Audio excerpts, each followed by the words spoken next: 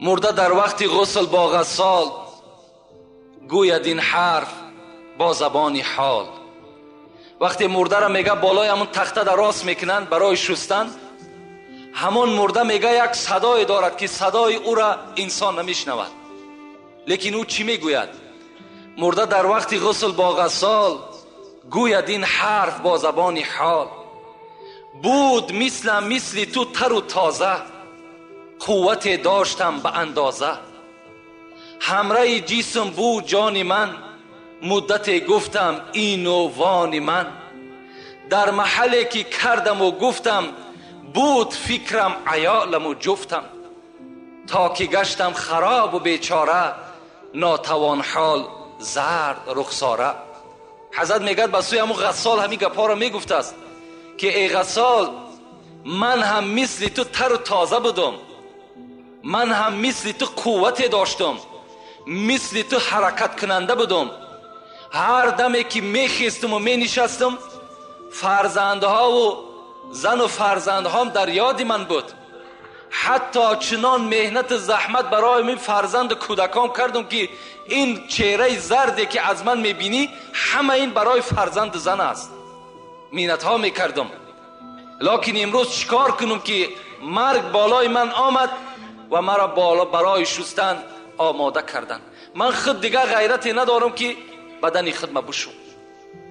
میروم برای زیمو باریک، در دوام میگفته است، میروم برای زیمو باریک، میدرایم به خانه تاریک.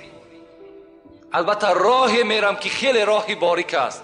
خانه داخل میشم که هیچ روشنی ندارد. روشنی گور چی است؟ قرائت قرآن است. روشنی گور چی است؟ نمازی با جماعت است. روشنی گور چی است؟ ترس خدا است. میروم برای زیمو باریک، میدرایم به خانه تاریک. این همه در مقام میماند، سر تنهام میفرستاند.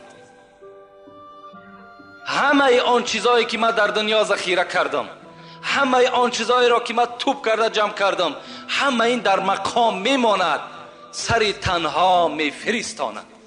سر تنهای مرا میفرستاند.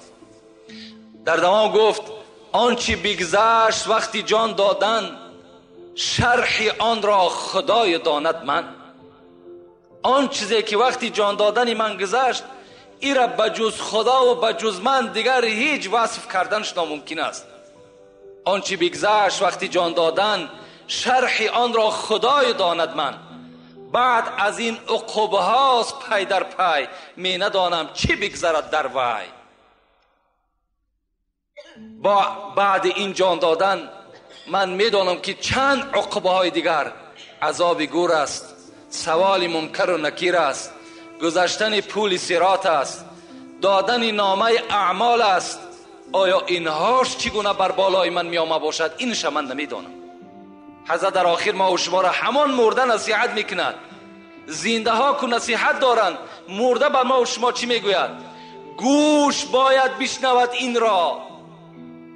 برای این سخنهایی که میگیم، برای این گوش انسانی در کار، گوش عاقلی در کار، گوش آدمی در کار که این گپ در اصل قبول کند.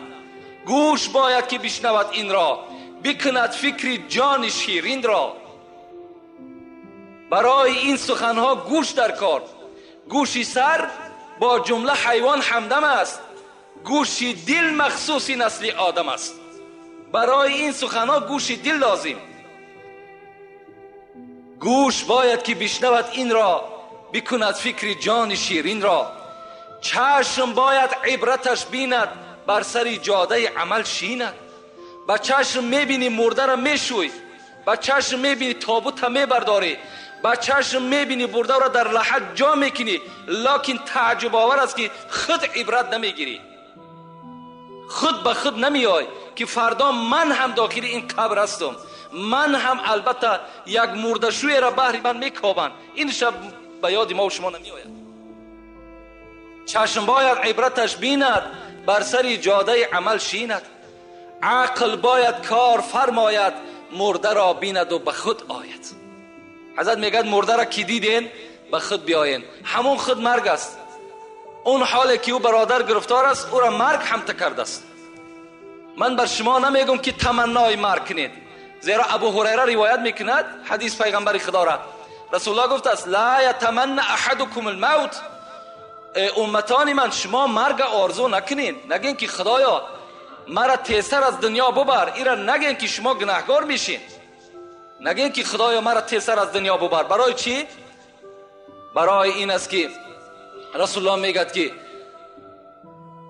لعلکم یزداد، اما محسنا لعلکم یزداد. اگر تو آدمی نیکوکار باشی شاید نیکیت زیاد شود. و این کان مسیئا، اگر تو گناهکار باشی لعلکم یستعتب، شاید که تو توبه کنی و به سوی خدا باز بگردی. از این خاطر گفت شما مرگ هیچگاه افسوس نخورین، هیچگاه تمنا نکنین، لکن استعید للموت قبل نزول الموت. پیش از مرگ آمدن شما حتمی برای مرگ برای خودتان آماده داشته باشین. باید که تیار باشین. شما فکر نکنین الحمدلله که امروز نوابسته من بدانم که آدمی در زینه پست از دنیا میگذرد و مالدار و دولتدار و منصبدار نمیگذرد، این برای ما و شما یک افسوس است. لیکن همه میگذرد. در دنیا هیچ کس ابدی نمیماند. همه مورد سوال در نزد خدا با قرار میگیرد. این است یک مختصراً درباره مرگ و آن شدت هایی که البته دارد. باز بر شما میگم که خیلی موضوع مرگ خیلی موضوع درازی هست. برای مرگ بیان کردن شاید برای ما و شما باید 2-3 جمعه دیگر لازم باشد که باز ایرا مفصلتر و مکملتر برای شما بیان کنیم. لیکن البته برای آدم عاقل باز گشته میگیم که همین تابوت هایی که از پی شما میگذرد همین خود همش موعظه هست. همین خود خبردار کردن است که ای انسان تیاری خود ببین که فردا نوبت تو هست. را ضبط کرده بگیر. حضرت میگد بر همون شمال افریقا حرکت کرد با همراه سربازاش. وقتی که به افریقا رسید، یعنی افریقا میگه ما و شما، وقتی که به اون موضع رسید یکی از سربازای خود روان کرد. عسکری خودش گفت پیشکی برو کنی نظر کن که یگان موضع خوب برای ساختن خانه باشد مرا خبر بده. آنجا ما برای شما خانه میکنیم، از آنجا حمله بعد به سوی شمال افریقا میکنیم. حضرت میگر آمدن. این عسکر آمد میگر نظر کرد یک جای خیلی موافق دید. گشت آمد پیش عقبه گفت عقبه یک سرزمین دیدم به نهایت موافق است برای خانه، لیکن به نهایت شیر، پلنگ، شغال و مار عفیش به نهایت زیاد بود. حضرت گفتن من اونجا میرم. انسان از خدا که میترسید از درنده چرا بترسد؟ آمد میگد از پیش همون جنگل ایستاد و گفت ای گروه شیرا، ای گروه پلنگ ها، ای گروه شغال، ای گروه مار عفی، شما میدانین من کی هستم؟ من عقبه ابن نافع هستم. من از خدا میترسم. من پیرو قرآن، پیرو حدیث های پیغمبر خدا هستم. بر شما بر نرمی میگم همه تان این سرزمین ترک کنین که ما اینجا خانه میسازیم. حضرت میگد بلند این آواز داد. عسکرها در تعجب افتادن آیا این حرف عقبه را میشنود؟ میگه از بین 1 ساعت گذشت. به خدا قسم میگد پلنگ از پسش چند بچه دارد، شیر از پسش چند بچه دارد، مارایی که چند بچه دارد. میگد سله سله از همون موضع میبرامدن. سربازا تعجب شدن گفتن همشون برآمد عقبه بین حمله میکنیم همشون میکشیم. نه گفت من به اینها مراجعت کردم، همچون یک بنده خدا ترس به اینها مراجعت کردم. اینا میدانند که عقبه از خدا میترسد، از این خاطر این سرزمین برای ما و شما ترک کردن تا که ما و شما اینجا خانه بسازیم. ببین یعنی حضرت گفتن حکایت کنن. این حکایتی که ما کردم سعدی میگد این حقیقت دارد که این از دوره پیغمبر خدا را صحابش به وجود آمدگی است. نظر میکنیم به خدا ترسی حضرت عمر. یک خدا ترسی از حضرت عمر را به شما میگم، بعدا انشاءالله موضوع خودمان آغاز میکنیم. حضرت عمر خدا رحمت و مغفرتش کند که بی نهایت ما عاشق عمر هستیم، عمر را بی نهایت دوست هم می داریم، زیرا که تمام وجودش از خدا می ترسید، بی نهایت از خدا می ترسید. رسول اکرم بیهوده نگفتن لو کان بعد نبی لکان عمر ابن الخطاب. اگر پیغمبری ختم نمی شد هر آینه بعد من پیغمبر عمر بود. این گپ نمی گفت. عمره که رسول اکرم قصر او را در جنت دیده بود و حتی گفت من داخل قصر تو نشدم زیرا که غیرتی تو بالای من غلبه کرد. همان عمره که یفر من ذله الشیطان. رسول اکرم گفت عمر تو وقتی ره میگردی شیطان از سایه تو میترسد برای که تو از خدا میترسی. همین عمر عادت داشت که شبها در همان محله مدینه در شهر مدینه سیر کند، تا به روز خواب نمیکرد. میگشت مردم چی مهمات داشته باشد، چی مشکلات داشته باشد، مردم در کدام موضوع صحبت میکند، چی کمبودی ها باشد، این گونه خلیفه ها بودن، این گونه پیشواها بودن. میگد به نزد یک تیریزه آمد که یک زن میگد در بستر تنها خواب بود. میگد به خودش میگفت خدایا من از تو میترسم و الا اگر نترسم آتش بر این جاگه خود میزنم، یعنی زنا میکنم. میگه این سخن میگفت چند مدت است، میگفت خدایا این چند مدت است شوهر من در حرب است، در محاربه است، خدایا کی ایره میاری میرسانی؟ اشتهای شوهر دارم، پروردگار را از تو میترسم و الا به زنا دست میزنم. میگه این سخن میگفت. عمر وقتی میگه این سخن شنید در وجودش یک لرزه پیدا شد. گفت در اصل انسان است آخه، اشتها دارد. در حال میگه پیش دخترش آمد حفصه. این در زمانی بود که پیغمبر که از دنیا گذشته بود، عمر در خلافت نشستگی بود. حفصه که زن پیغمبر خدا بود، دختر عمر بود. آمد گفت حفصه، گفت از تو یک چیز میپرسم. چی چیز؟ زن چند قدر طاقت دارد به شوهر؟ حفصه میگه حیا کرد. زنها یه وقتا هم حیا داشتند، زنها بی نهایت حیا داشتند. امروز بین خواهرای ما و شما در کدام سطح قرار دارند؟ ما و شما هم دهنامون پوشیدگی باری هم نمیگیم که امر خدا تا بجا بیار، از خدا بترس. حتی همین را نمیگیم، میترسیم، غیرت نداریم، نمیدانیم که فردا ما و شما را از این فرزندا میپرسند. اینا نمیگیم، اینا نمیفهمیم. میگه حیا کرد. گو حفصه گفت حیا نکن، تو اگرچه دختری منم باشی تو مادری من هستی، تو زن پیغمبر هستی، زنهای پیغمبر مادری ما هستند. میگه حفصه طاقت نکرد، به زبان نگفت و به دست اشاره کرد، 4 ایشان داد. گفت 4 ماه میتواند که زن به شوهر طاقت کند. و میگه آیتی را از سوره بقره خواند. این آیت معناش همین است که اگر مردها از شما 4 ماه جدا شدن، شما میتونین که نزد قاضی مراجعت کنین و خط طلاق خدا بگیرین. این 4 ماه را وقتی که میگه آیت که ذکر کرد، حضرت عمر در حال آمد پرسان کرد شوهری همین زن در کجاست؟ گفتن در ایران جنگ می رود، در ایران است.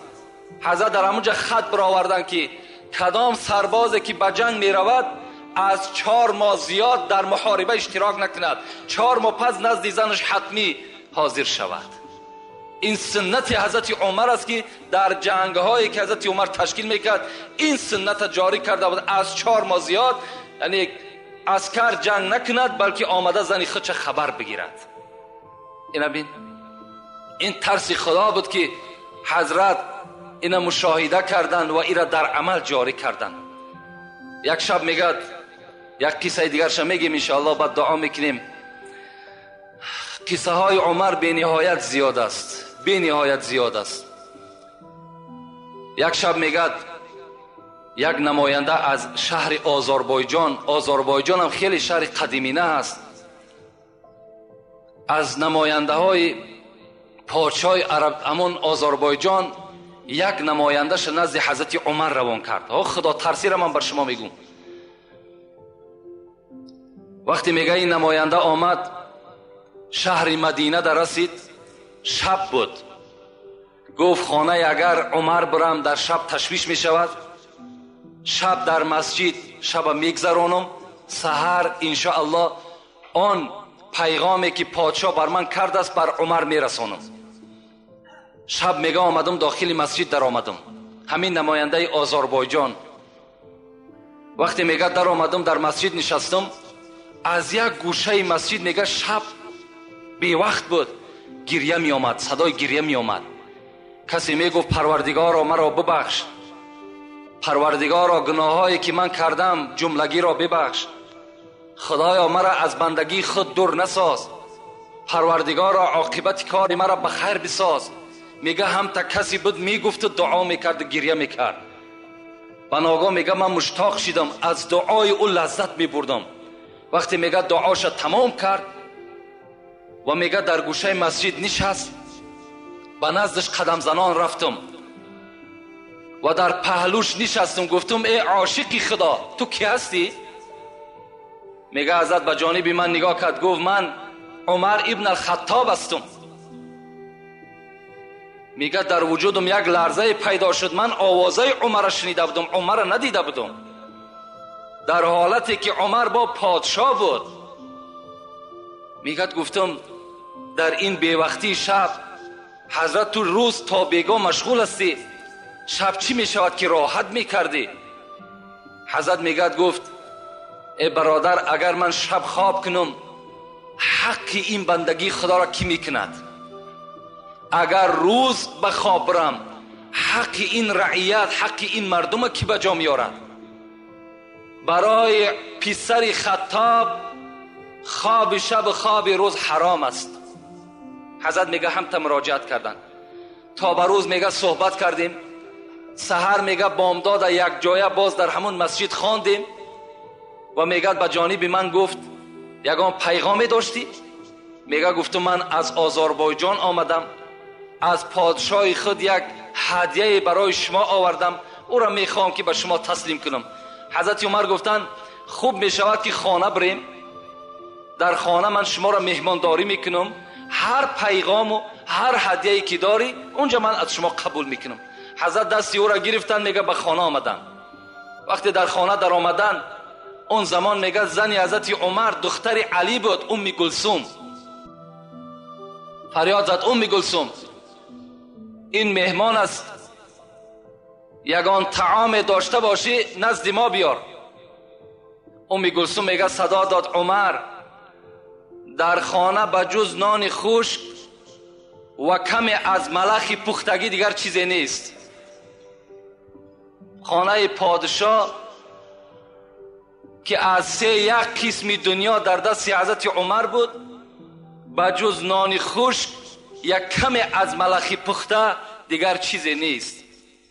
در خانه پادشاه گوشت بریان نیست، در خانه پادشاه نان ملایم نیست، در خانه پادشاه یگان آش دمداختگی نیست، در خانه عمر پول نیست، مال نیست، در بانک ها پول ندارد.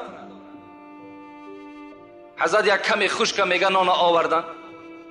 این نماینده آذربایجان میگه وقتی که من زیر دندان میماندم، دندان من در اون نان گذر نمیکرد، نمیگرفت، لیکن عمر را میدیدم آهسته آهسته میگه همون نان میخورد. وقتی که بالایی که جای نشستم فقط زمین خالی بود، چیز پرتافتگی نبود. بعد از این میگه به جانب من گشت گفت چی هدیه داری؟ میگه لطمه کشاده کردم، همون روی ما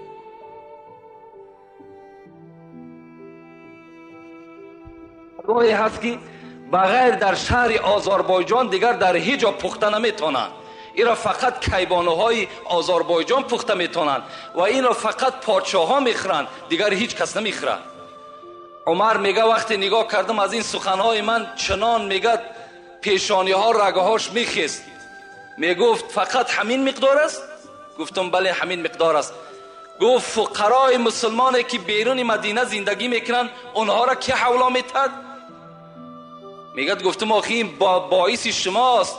میگد گفت دستمال تا جمع کن، این هدیه را برده به پادشاه بده، بگو اگر دفعه دیگر همچنان معامله به عمر میکند به خدا قسم رگهای گردنش میبرم. اینجا مسلمان ها گشنه و تشنه و حلوا را عمر بخورد. بین این خدا ترسی را بین. حضرت خوراک ملایم برای خود اختیار نمی کردن، برای که ترس خدا داشتن. رأس کل الامر مخافت الله، سر همه کارها ترس خدا هست. ما و شما باید که در خودمان ترس خدا را جایگیر بکنیم. از خدا بترسیم، انشاءالله ما و شما هم در دنیا هم در قیامت البته سربلند هستیم. هیچگاه خواه در پنهانی باشین برادرها، خواه در آشکارا باشین، شما فقط و فقط تصور کنین که خدا شما را نگاه دارد. خدا در نظاره شما هست. چگونه که پیغمبر میگه اعبد الله کانک تراه فان لم تکن تراه فانه یراک. خدا را چنان عبادت کن که همچنانی که او را دیده ایستاده ای، اگرچه او را نمیبینی او تو را میبیند. همچنان خدا را عبادت بکن. جمعه پیشین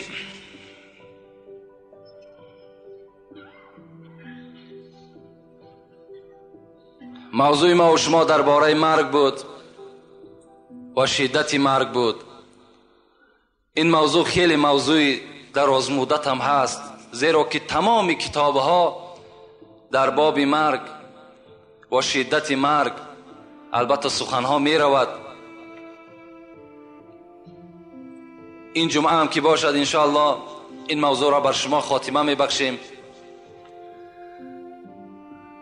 اعوذ بالله من الشیطان الرجیم. بسم الله الرحمن الرحیم. منها خلقناکم و فیها نعیدکم و منها نخرجکم تارة اخرى. صدق الله العظیم. خدا بر ما و شما میگوید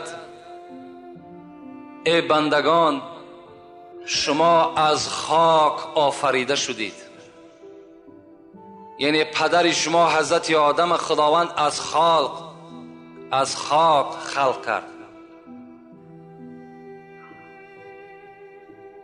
و فیها نعیدکم، شما را مادامی که من از خاک پیدا کردم میگد خدا، و فیها نعیدکم، باز شما البته به خاک مبدل میشین. خاک بودین باز به خاک مبدل میشین. و فیها نعیدکم و منها نخرجکم تارة اخرى، باز از همین خاک روز قیامت وقتی که امر به زنده شدن شما می شود، شما باز از همین خاک سر می بردارین. شما از خاک پیدا شدین، به خاک رجوع میکنین، باز از همین خاک روز قیامت شما سر می بردارین. اگر چندی سلیمانی به خاک دهر یکسانی، اگر چندی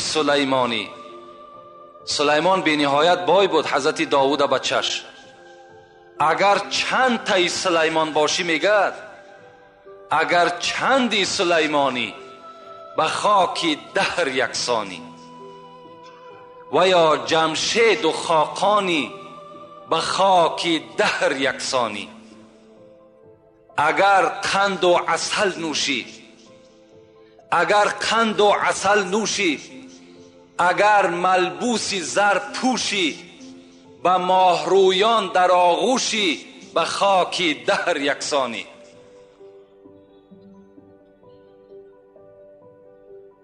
اگر قند و عسل نوشی، اگر ملبوسی زر پوشی، به ماهرویان در آغوشی، به خاک دهر یکسانی.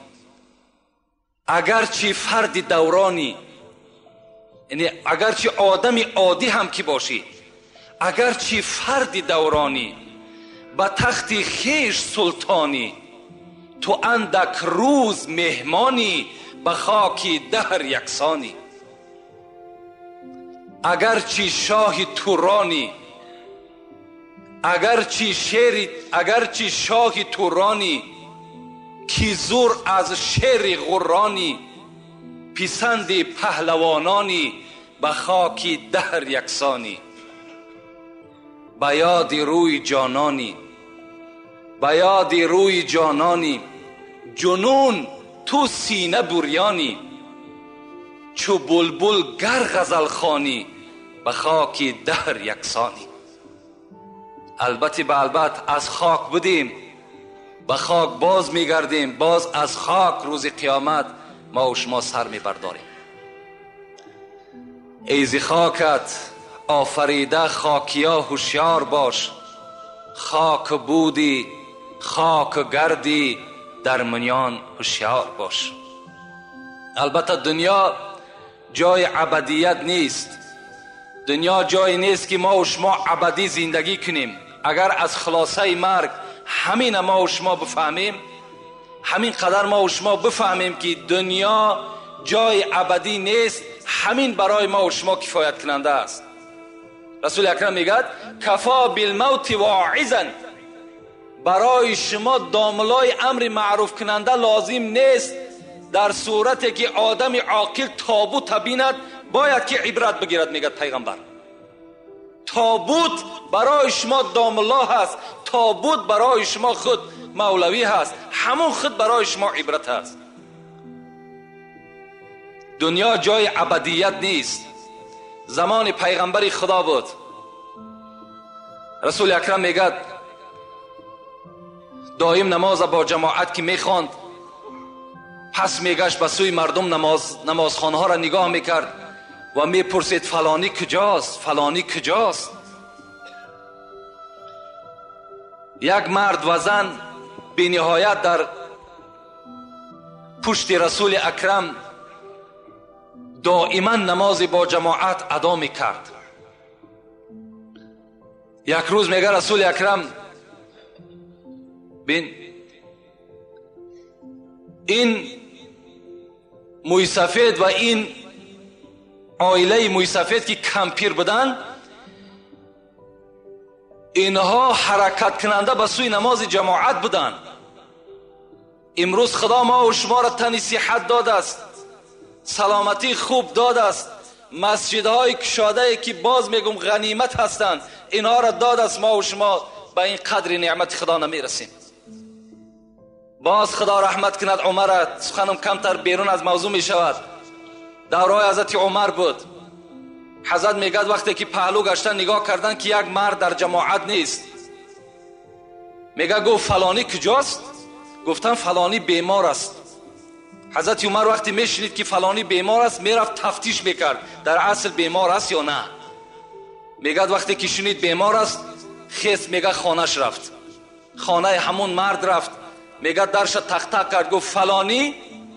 میگه از داخل آواز داد لبی و میگه آمد در کشاد. وقتی عمر دید لرزه در وجودش پیدا شد. میگه ناگفته عمر گفت من سبب نیامدن جماعتم بیمار هستم. حضرت عمر گفت تو بیمار هستی؟ گفت بله بیمار هستم. گفت لعنت خدا بر تو.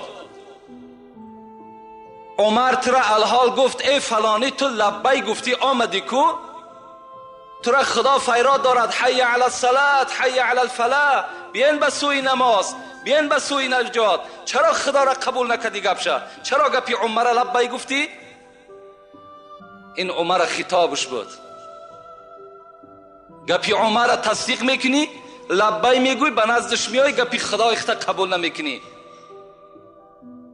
رسول اکرم میگه پرسان کرد این موی سفید و این کمپیره که از پس من نماز میخوان کجاست؟ گفتن اینها یک پسری داشتن، اون پسر وفات کرد. این موی سفید کمپیر پاهاشون از کار ماندگی هست. او فرزند دائم اینا را پشت میکرد، میآورد در پهلوی تو میگذاشت، نمازم میخواندم، باز هوچ کرده به خانه خودش میبرد. رسول اکرم میگه به سوی صحابه گفت آگاه باشین، اگر دنیا ابدی میشد، اگر دنیا یک آدم برای خود قرار میداد و پرورش میکرد و ابدی زنده نگاهش میداد، هر آینه همین جوان خدا نمیکشت، زیرا که بی‌نهایت خدمت شایسته در حق پدر مادر کرده است. لکن دنیا ابدی نیست. این رسول اکرم برای او گفتند. ابن مسعود در حدیث ها میگوید که از نام پیغمبر خدا روایت میکند: ان احدکم یجمع خلقه فی بطن امه 40 یوما نطفه ثم یکون علقه ثم یکون مضغه. پیغمبر خدا گفته است با درستی این که فرزند آدم در شکم مادرش 40 روز همان آبی که در رحم مادر غلطیدگی هست، در بچه‌دان زن افتیدگی هست، همون آب 40 روز قرار می ایستد، هیچ تغییرات در او آب پیدا نمی شود. ثم یکون علقه، بعد 40 روز این آب رسول اکرم گفت به خون تبدیل می شود، 40 روز دیگر خون می ماند. ثم یکون مضغه، بعد 40 روز پس دیگر این به گوشپاره تبدیل یافتگی، بعد آهسته آهسته از هر موضع او اعضاهای انسان تشکیل شدن میگیرد. ببین در دوام 120 روز 40 روز آب است، 40 روز خون است، 40 روز دیگر گوشت است. 4 ماه، در دوام 4 ماه این الکی به شکل انسانی از 4 ماهگی تبدیل می‌یابد تا 120 روزه.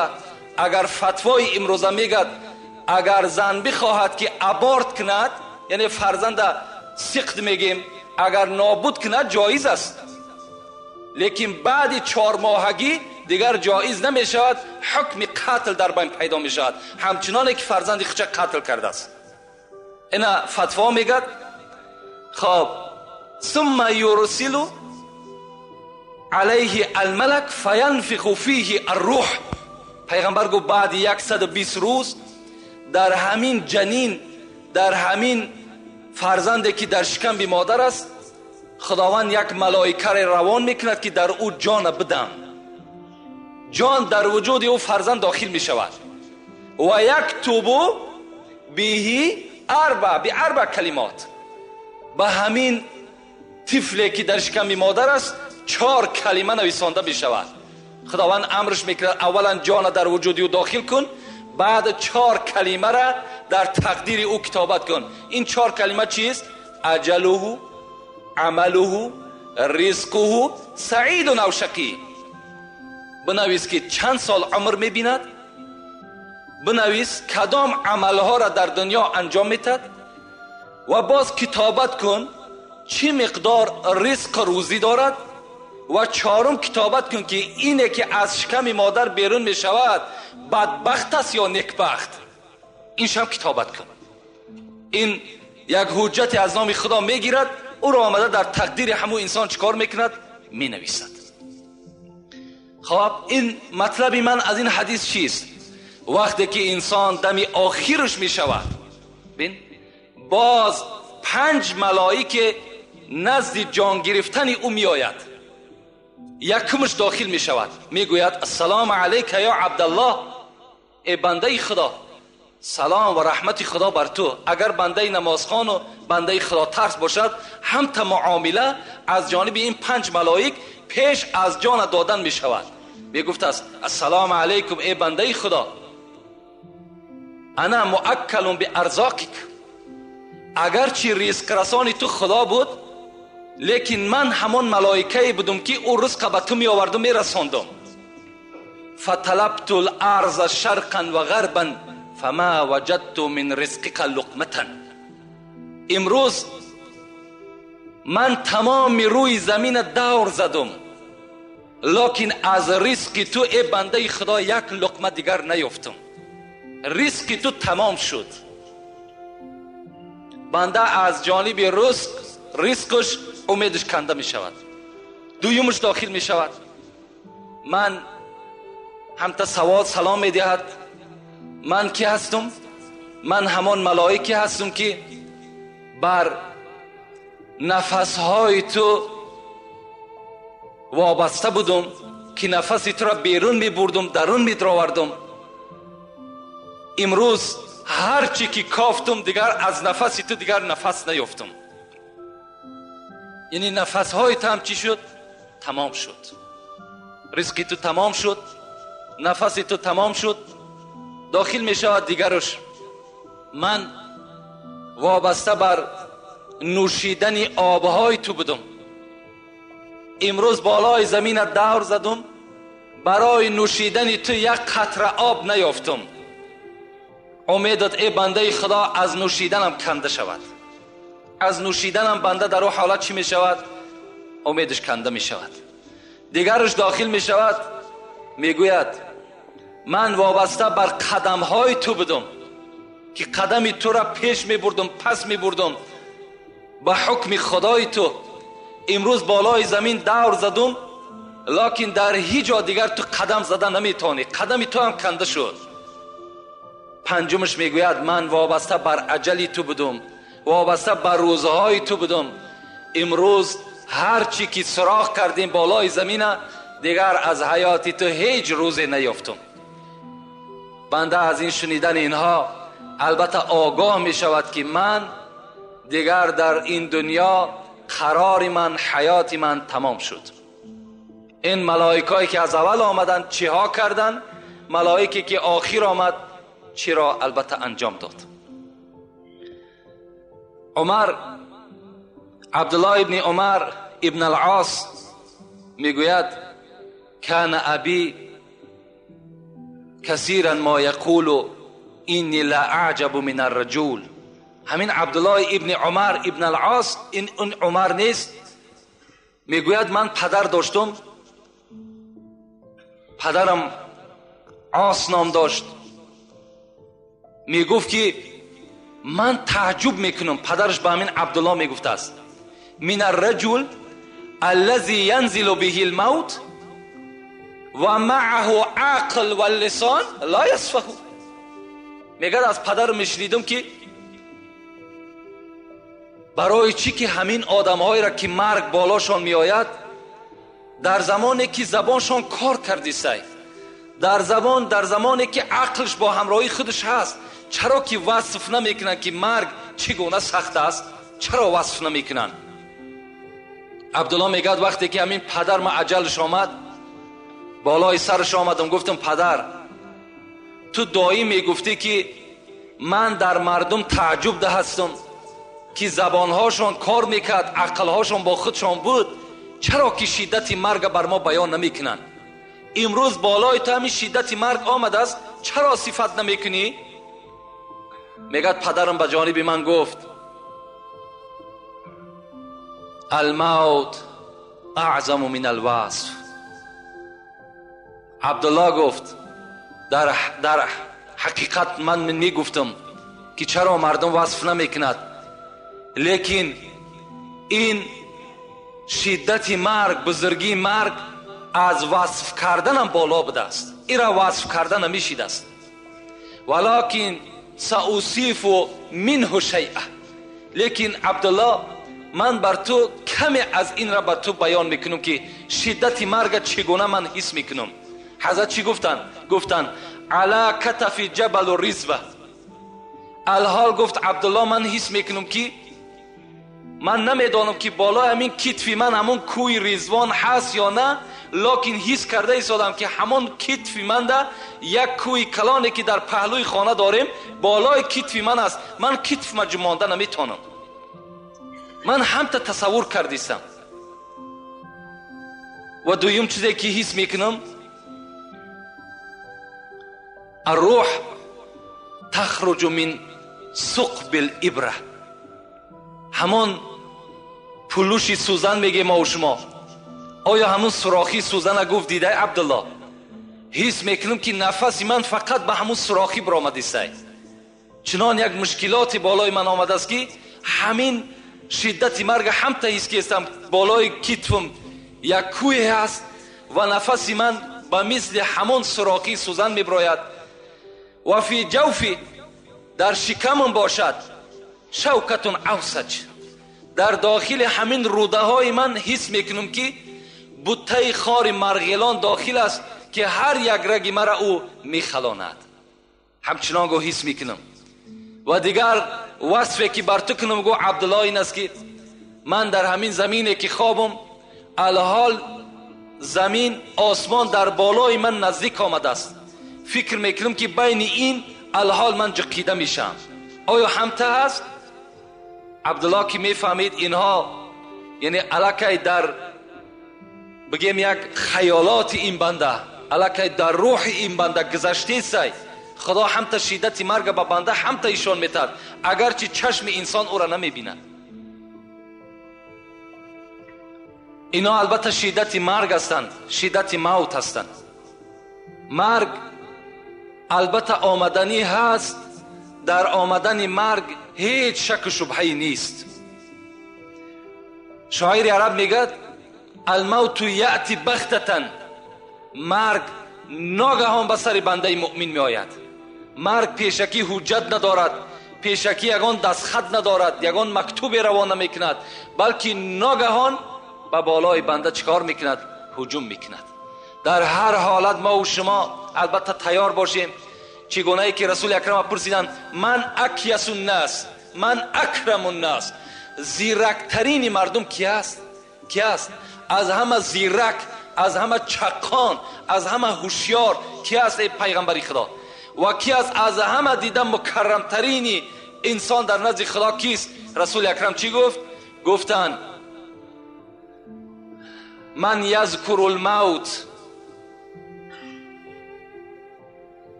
کسی که زیاد ذکر میکند موت را، کسی که بسیار به یاد خود میارد موت را، و اشدوهم استعدادا له، و از همه زیرکترین، از همه هوشیارترین بنده همونی است که اولا دائما در یاد مرگ است و دوم این که برای روز مرگش فقط توشه ذخیرت میکند، فقط جمع میکند عبادت، کارهای نیک جمع میکند تا که او یقین میداند که روز از روزها این دنیا را البته میگذرد.